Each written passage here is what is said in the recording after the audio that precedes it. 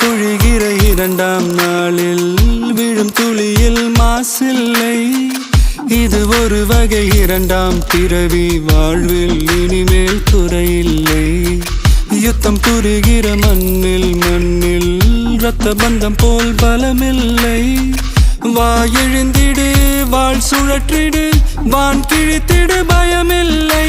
கீச்சை மறந்து போன கிளியின் மௌனம் போல இதயம் தவித்த போது நீ இசையாய் உள்ளே வந்தாயே.